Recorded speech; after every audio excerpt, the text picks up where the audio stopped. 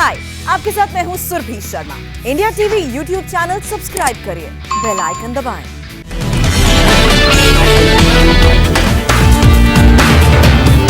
देश भर में ऑक्सीजन की आपूर्ति के हालात पर प्रधानमंत्री मोदी ने बैठक की। ऑक्सीजन से जुड़े इक्विपमेंट पर बात की।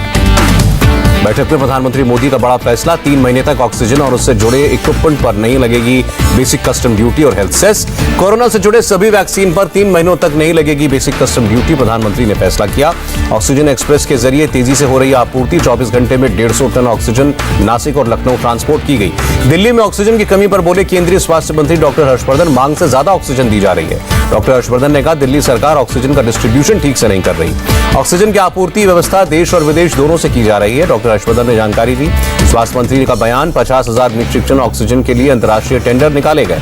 दिल्ली एम्स में कोरोना मरीजों की भर्ती शुरू, इमरजेंसी डिपार्टमेंट को शुरू किया गया। गृह मंत्री अमित शाह ने गांधीनगर के एक आयुर्वेदिक हॉस्पिटल में ऑक्सीजन प्लांट का उद्घाटन किया। गुजरात के मुख्यमंत्री और उप मुख्यमंत्री भी मौजूद रहे। गृह मंत्री अमित शाह का बयान, पीएम केयर फंड के तहत ऑक्सीजन आपूर्ति के लिए चलाया जा रहा है विशेष अभियान। गुजरात में 11 ऑक्सीजन प्लांट लगाए गए। गुजरात की जरूरत से ज्यादा ऑक्सीजन के उत्पादन पर राज्यों को वितरित किया जाएगा ऑक्सीजन, गृह मंत्री ने जानकारी दी। देश भर के स्टील प्लांट से राज्यों को 1.43 lakh metric ton oxygen supply की गई। केंद्रीय इस्पात मंत्री ने बताया, एमपी में ऑक्सीजन के लिए मुख्यमंत्री शिवराज सिंह चौहान ने गृह मंत्री अमित शाह से बात की। अमित शाह ने हर मुमकिन मदद का भरोसा दिया। शिवराज सिंह चौहान ने केंद्रीय मंत्री प्रकाश जावड़ेकर से भी बात की। बीएचईएल प्लांट से ऑक्सीजन सप्लाई पर चर्चा हुई। दिल्ली के मुख्यमंत्री केजरीवाल ने सभी राज्यों के मुख्यमंत्रियों से मदद मांगी। कहा, अगर जरूरत से ज्यादा आपके पास ऑक्सीजन है तो दिल्ली को दें। दिल्ली में ऑक्सीजन की कमी पर हाईकोर्ट में सुनवाई हुई। कहा, ऑक्सीजन सप्लाई में बाधा उत्पन्न करने वालों को छोड़ा नहीं जाएगा। हाईकोर्ट ने केंद्र सरकार से पूछा, दिल्ली के हिस्से का 480 मीट्रिक टन ऑक्सीजन कब मिलेगा। गृह मंत्रालय ने कोर्ट में टैंकर की कमी होने की दलील दी। कहा, दिल्ली सरकार के साथ मिलकर काम कर रहे हैं। सुनवाई के दौरान दिल्ली हाईकोर्ट ने कहा, हम लोग कोरोना का सेकंड वेव कह रहे हैं, लेकिन ये सुनामी है। ऑक्सीजन की कमी की वजह से दिल्ली के राजीव गांधी हॉस्पिटल में कम किए गए कोरोना बेड्स पिछले 2 दिन में 650 से घटाकर 350 किए गए। दिल्ली के सरोज सुपर स्पेशलिटी और बत्रा हॉस्पिटल में भर्ती मरीजों के परिजनों को हॉस्पिटल की सलाह, ऑक्सीजन की कमी है, दूसरे अस्पताल ले जाएं। बत्रा हॉस्पिटल के एमडी का बयान, जब भी कोई अपनों को खोता है तो बुरा लगता है, इसलिए जहां ऑक्सीजन है मरीजों को वहां ले जाएं। कांग्रेस नेता अजय माकन ने केजरीवाल सरकार पर निशाना लगाया। कहा, पब्लिसिटी पर करोड़ों खर्च करने वाली सरकार साल भर में ऑक्सीजन की सप्लाई नहीं बढ़ा पाई। महाराष्ट्र की डिप्टी सीएम अजीत पवार का बयान, ऑक्सीजन की कमी को पूरा करने के लिए प्रदेश में बंद पड़े प्लांट को शुरू किया गया है। अजीत पवार ने कहा, महाराष्ट्र के रेमडेसिविर इंजेक्शन की कोटे को 36,000 से घटाकर 25,000 कर दिया गया।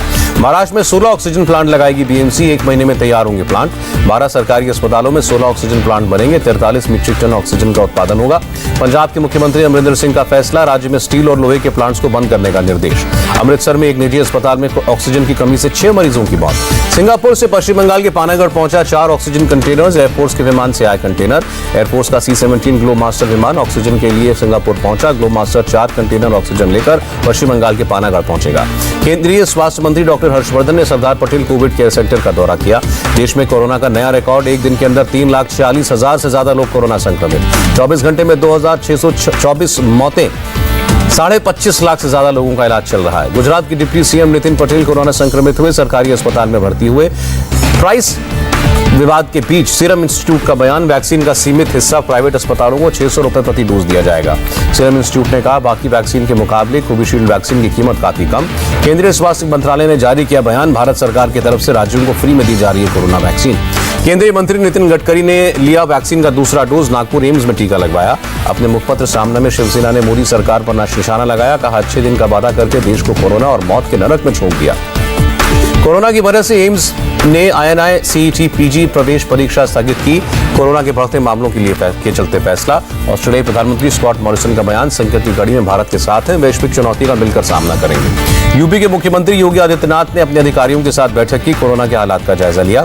टीम 11 को मुख्यमंत्री योगी का निर्देश, दिन में 2 बार अस्पतालों में खाली होने वाले बेड्स की जानकारी सार्वजनिक करें।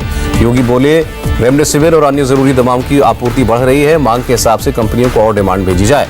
कोरोना संकट पर बोले RSS महासचिव दत्तात्रेय होस, बोले देश विरोधी ताकतें संकट का फायदा उठा सकती हैं, सावधान रहने की जरूरत। दत्तात्रेय होस बोले ने कहा, कोरोना ने एक बार फिर देश के लिए कठिन चुनौती पेश की, RSS जरूरतमंदों को मदद दे रहा है। सोनिया गांधी ने रायबरेली के डीएम को चिट्ठी लिखी, सांसद निधि के 1 करोड़ 17 लाख रुपए दिए। महाराष्ट्र में कोरोना के 676 मरीजों की मौत, 67,160 नए मामले। महाराष्ट्र में कोरोना पिछले 24 घंटे में कोरोना से करीब 64,000 मरीज ठीक हुए। राज्य में कोरोना से अब तक 63,928 मौतें। मुंबई में कोरोना के करीब 6,000 नए केस, 71 मरीजों की मौत।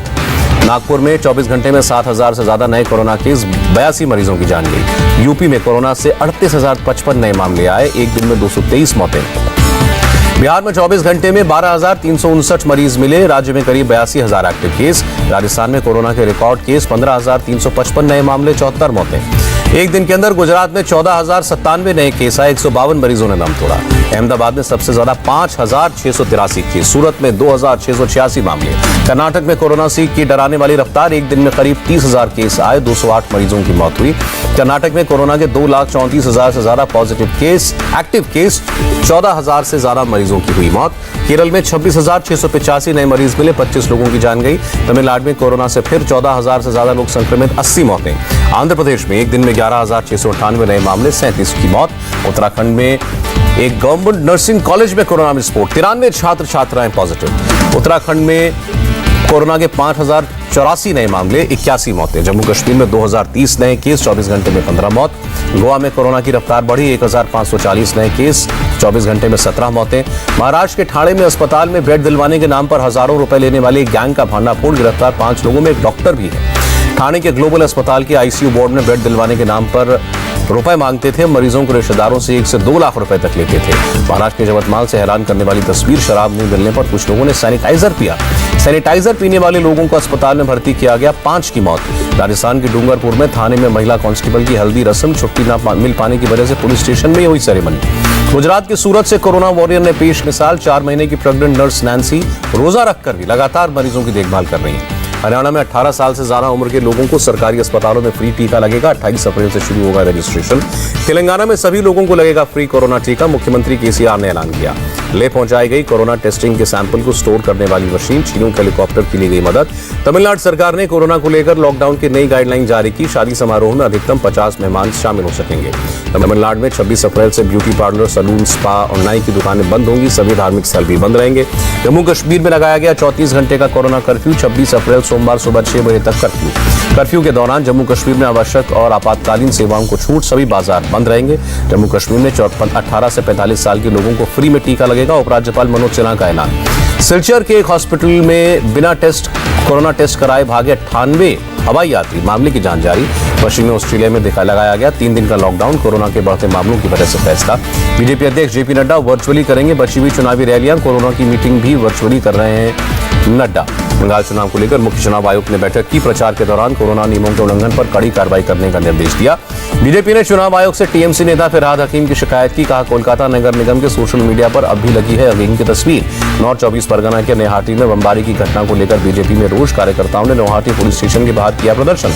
जस्टिस एनवी रमन्ना बने भारत के चीफ जस्टिस, राष्ट्रपति ने पद और गोपनीयता की शपथ दिलाई। महाराष्ट्र के पूर्व गृह मंत्री अनिल देशमुख के घर सीबीआई की टीम का छापा, अनिल देशमुख से सीबीआई ने करीब 10.5 घंटे पूछताछ की। बीएसएफ ने जम्मू कश्मीर के अरनिया सेक्टर में पाकिस्तानी ड्रोन की घुसपैठ नाकाम की, सुरक्षा बलों की फायरिंग के बाद वापस पाकिस्तान की सीमा में लौटा ड्रोन। बड़गाम में सुरक्षा बलों ने अलबद्र का एक आतंकी गुलजार अहमद को गिरफ्तार किया, हथियार और गोला बारूद बरामद। उत्तराखंड में एवलांच में फंसे 384 लोगों को निकाला गया, 10 लोगों के शव बरामद, 8 व्यक्ति लापता। इंडोनेशिया के लापता सबमरीन का सर्च ऑपरेशन जारी, तलाशी के दौरान कुछ पुर्जे मिले। इजराइल के जेरूसलम में हिंसा के बाद बढ़ा तनाव, अराजकता फैलाने वाले 44 लोगों को पुलिस ने गिरफ्तार किया। फिलिस्तीन उग्रवादियों ने इजराइल में करीब 3 दर्जन रॉकेट दागे। इंडोनेशिया के राष्ट्रपति जोको विडोडो का बयान, दक्षिण पूर्वी एशियाई नेताओं ने म्यांमार में राजनीतिक बंदियों की रिहाई की मांग की। सचिन तेंदुलकर ने अपने 48वें जन्मदिन पर कोरोना महामारी का एक वीडियो जारी किया, लोगों से प्लाज्मा डोनेट करने की अपील की। सुनील गावस्कर ने की टीम इंडिया के कोच रवि शास्त्री की तारीफ, कहा शास्त्री में युवाओं के अंदर जोश भरने की अद्भुत कला है। भारतीय महिला वनडे टीम की कप्तान मिताली राज ने दिए रिटायरमेंट के संकेत, कहा 2022 वर्ल्ड कप के बाद हो सकती हूं रिटायर। पंजाब किंग्स 11 हार के बाद बोले मुंबई इंडियंस के कप्तान रोहित शर्मा, टीम की बल्लेबाजी में है कुछ कमी। हाय, आई एम सुरभि शर्मा। खबरों से अपडेट रहने के लिए India TV YouTube channel subscribe करिए, साथ में बेल आइकन जरूर दबाएं। जुड़े रहें इंडिया टीवी के साथ।